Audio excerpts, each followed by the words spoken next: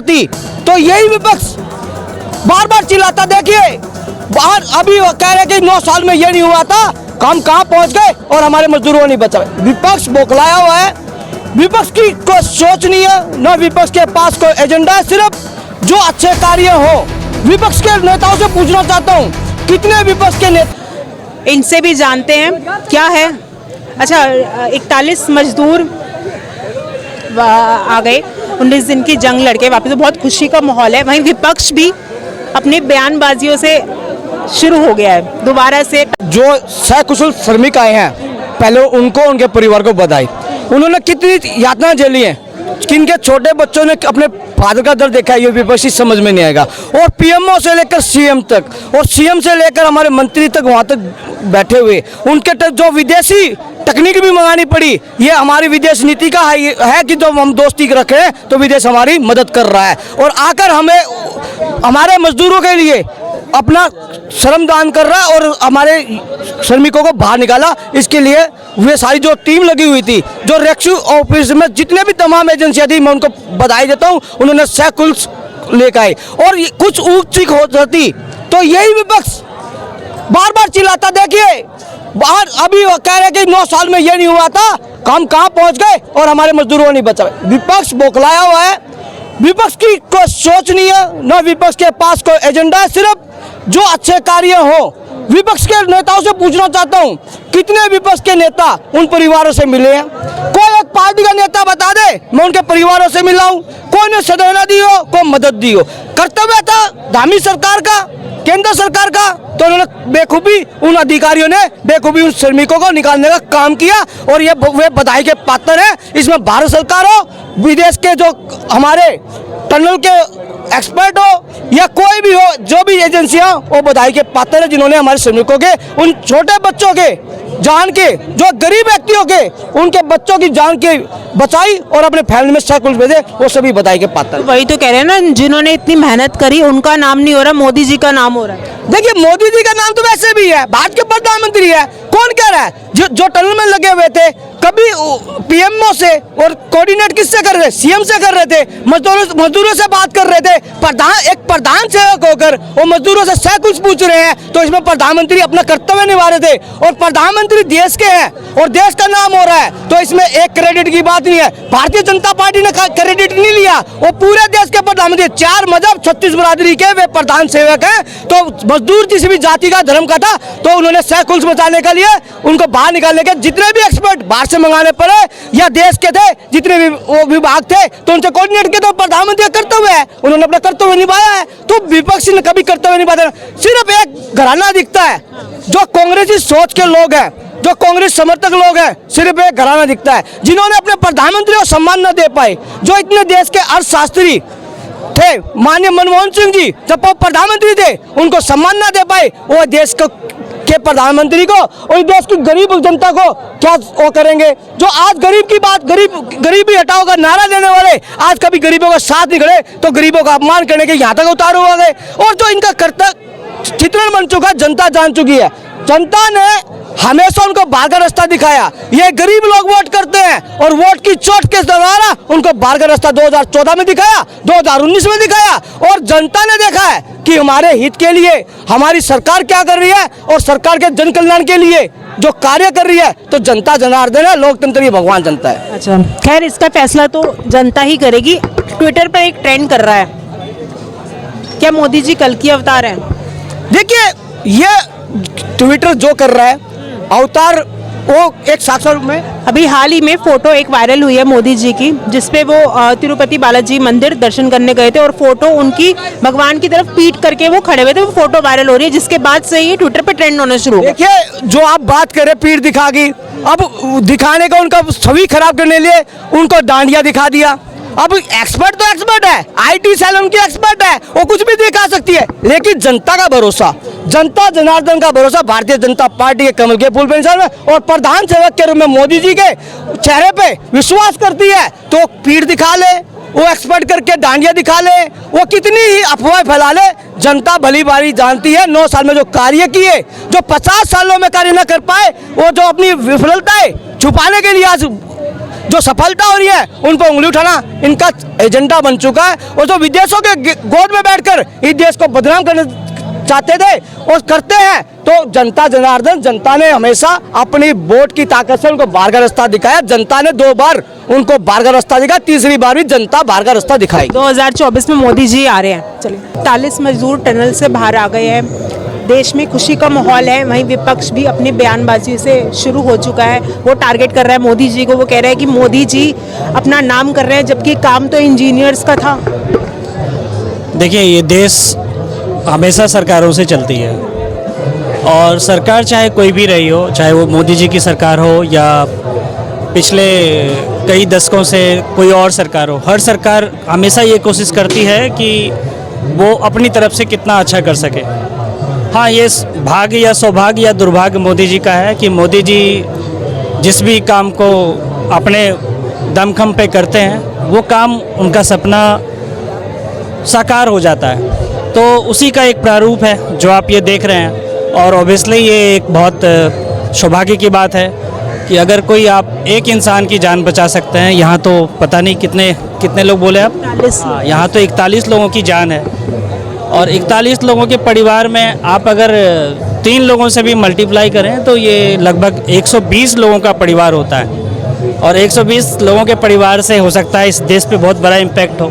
इसी मजदूर में से हो सकता है कि कोई मजदूर आगे जाके कोई IAS ऑफिसर बने और वही इस देश को चलाए। इसी ये तो मजदूर खुशी की बात है, लेकिन वो कह रहे हैं कि मोदी जी का क्रेडिट क्यों हो रहा है इसमें। फिर अगर ऑस्ट्रेलिया से मैच हारा था वर्ल्ड कप, तो उसमें मोदी जी क्रेडिट क्यों नहीं ले रहे? बात सही है कि मोदी जी का क्रेडिट के बारे में तो मुझे नहीं पता, लेकिन मोदी जी की कोशिश थी। ये कोई भी प्रधानमंत्री करेगा अपने नागरिकों के लिए। आज मोदी जी हैं, अगर कोई और प्रधानमंत्री होता तो शायद वो भी प्रयास करते कि उनके देश के लोग इस कगार पे ना पहुँचे, उनकी जान बच जाए।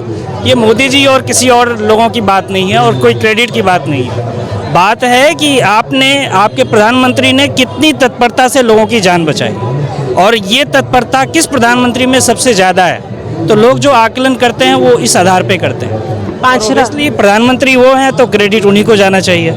5 राज्यों में चुनाव चल रहा है, 3 दिसंबर को नतीजे आ जाएंगे। क्या लगता है सभी अपने अपने दावे करें? देखिए, कोई भी इंसान ये नहीं कहता या कोई भी नेता ये नहीं कहता कि मैं इस जगह से हार रहा हूँ। हर लोग अपना प्रयास करते हैं, अपने अपने हिसाब से वो मेहनत करते हैं। लेकिन जो आज लग रहा है अलग अलग राज्यों में, तो कुछ जगह पे ऐसा है कि बीजेपी आगे दिख रही है और कुछ जगह पे कांग्रेस आगे दिख रही है। तो अगर मेरे से व्यक्तिगत पूछेंगे तो मैं तो ये देख रहा हूँ कि कांटे की टक्कर है। 2024 के चुनाव जैसे ही इसके नतीजे आ जाएंगे, सब 2024 की तैयारी करेंगे। क्या लगता है 2024 में? देखिए, फिर बात वही राजनीति, थोड़ी ये राजनीति की बात है, लेकिन बात अल्टीमेटली आपको राजनीति में जाना ही पड़ेगा। और अगर आप मेरे से पूछेंगे तो मैं हेल्थ केयर प्रोफेशनल हूँ और मैं हमेशा ये चाहूँगा कि जब भी कोई सरकार बने तो हर फील्ड से काम करे। 2024 जो अभी तक 10 साल में जो मैंने पिछले सरकारों को देखा है, उनका डेवलपमेंट का तरीका ऑब्वियसली पिछले सरकारों से बेहतर रही है। ये मेरा व्यक्तिगत आकलन है, हो सकता है किसी और का कुछ और आकलन हो, लेकिन 2024 में मैं जो देख रहा हूँ वो बीजेपी को ही बढ़ता हुआ देख। भारतीय जनता पार्टी फिर से आ रही है, तो विपक्ष जो इतने दावे कर रहा है उनके सारे दावे ऐसे ही रहने? मैंने आपको पहले ही कहा कि मैं कोई एग्ज़ाम देने जाऊँगा तो मैं असफल होकर नहीं आऊँगा। मैं हमेशा ये चाहूँगा कि मैं उस एग्ज़ाम में 100 नंबर मेरा आ जाए। कोशिश हर इंसान करता है। अच्छा, दिल्ली में खड़े हैं, दिल्ली के मुख्यमंत्री अरविंद केजरीवाल हैं। वो भी अपने आप को प्रधानमंत्री के लिए उम्मीदवार समझते हैं, अपने आप को दावेदारी करते हैं, तो उनके लिए क्या कहना चाहिए? बचपन में मैं भी सपना देखा करता था कि मैं प्रधानमंत्री बनूं। तो केजरीवाल जी एक पहले अधिकारी रह चुके हैं और व्यक्तिगत रूप से मैं उनसे बहुत ज़्यादा प्रभावित था। आज से 10 साल पहले उनके कई सारे आंदोलन में मैं, जैसे अन्ना हजारे का आंदोलन हुआ था तो वहाँ पे मैं था। उस आंदोलन का एक प्रारूप था, जैसे अभी थोड़ी देर पहले मैंने आपको पूछा था कि आप पानी के बारे में कुछ बात कर सकती हैं क्या। तो उनका एक सपना था कि दिल्ली में टैंकर व्यवस्था को ख़त्म करेंगे। लेकिन आप अभी भी, जैसे मैं रोहिणी एरिया में रहता हूँ, वहाँ पे DDA का फ्लैट है। आप DDA के किसी भी फ्लैट में जाएंगे तो हर फ्लैट में आपको ये टैंकर मिलेंगे, जबकि दिल्ली सरकार की तरफ से अभी जो डीडीए ने हैंडओवर किया है पानी की व्यवस्था को लेके, और पहले पानी की जो भी व्यवस्था थी ये डीडीए देखती थी, अभी डीडीए ने एमसीडी को ट्रांसफ़र किया। लेकिन जब डीडीए देखती थी तो व्यवस्था अच्छी थी, जैसे ही ये एमसीडी को ट्रांसफ़र हुआ तो लोगों का जो मासिक सब्सक्रिप्शन है, जैसे पहले 300 रुपये मेंटेनेंस देते थे, अब ये मासिक सब्सक्रिप्शन 600 रुपया हो गया। और जो पानी टैंकर लेके आता है, अगर आप उस पानी को देखेंगे तो लगेगा कि कहीं किसी नाली में से उठाकर पानी ले आया। और इसको एक टर्म देते हैं कि ये सीवेज एसटीपी सीवेज हाँ, उसको प्रोसेस करके वो पानी को फिर जनता को देते हैं। लेकिन जब वो पानी आप चेक करेंगे या आप उसका कल्चर कराएंगे तो आपको महसूस होगा कि पता नहीं उस पानी को पीने से कौन सी बीमारी होगी, ये इसकी गारंटी नहीं है। तो केजरीवाल जी के बहुत सारे काम अच्छे भी हैं, लेकिन मैं अच्छा, बिजली पानी इन्हीं मुद्दों पर वो आए थे, सरकार बनाई है, तो फिर कामयाब नहीं हुआ। नहीं, बिल्कुल पानी एक बेसिक नीड है। अगर आपके पास पानी ही नहीं आ रहा है तो फिर बाकी चीज़ों का कोई मतलब नहीं है। आप अगर हम यहाँ खड़े हैं और हमारे पास पीने को पानी नहीं है तो फिर हम क्या कर सकते हैं। और जो मंत्री उनके मंत्रियों के बारे में क्या कहना चाहेंगे? मंत्री के बारे में यही कहना चाहेंगे कि जैसी करनी वैसी भरनी। केजरीवाल जी का भी नंबर आएगा क्या?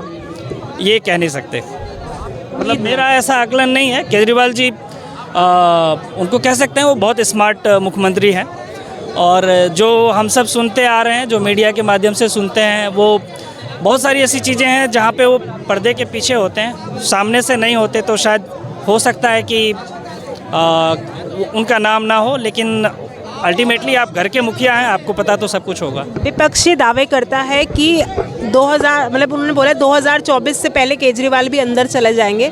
ऐसा है कि जो भी बीजेपी में शामिल होगा वो उसके पीछे ईडी नहीं जाएगी, बाकी सब पे ईडी जाएगी।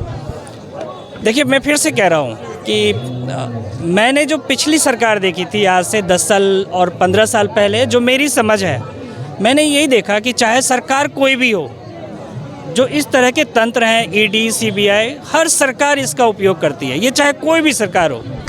जब कांग्रेस की सरकार थी या जब बाकी गठबंधन की सरकार थी, तब ये जो ईडी और सीबीआई हैं वो बाकी विपक्षी दलों के लिए काम करते थे। आज सरकारें बदल गई है, आज सरकार बीजेपी की आ गई है, तो ये बीजेपी ने ये सारा चीज़ वहीं से सीखा है, ये सारी चीज़ें उन्हीं से कॉपी करके पेश किया है। तो ये सब इन सब मुद्दों को ज़्यादा नहीं उछाल के विकास के काम पे ध्यान देना चाहिए, ऐसा मेरा मानना है। भारतीय जनता पार्टी का एक प्रधानमंत्री मोदी जी का एक तस्वीर सोशल मीडिया पर वायरल हो रही है, जिसमें वो तिरुपति बालाजी मंदिर के वहाँ दर्शन करने गए हैं, और उसके बाद से ट्विटर पे ट्रेंड होना शुरू हो गया कि क्या ये कल की अवतार हैं, कलयुग के।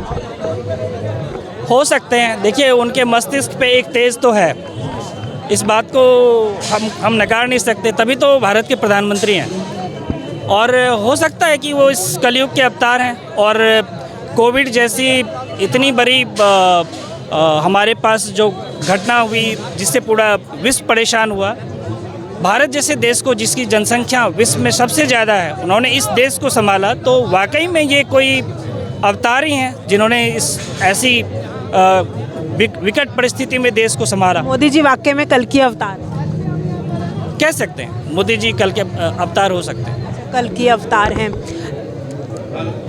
वर्ल्ड कप जब हारे तो पनौती ट्रेंड होने लग गया, ये ऐसा क्यों? ऐसी बातें किसी प्रधानमंत्री, पनौती है क्या और कौन?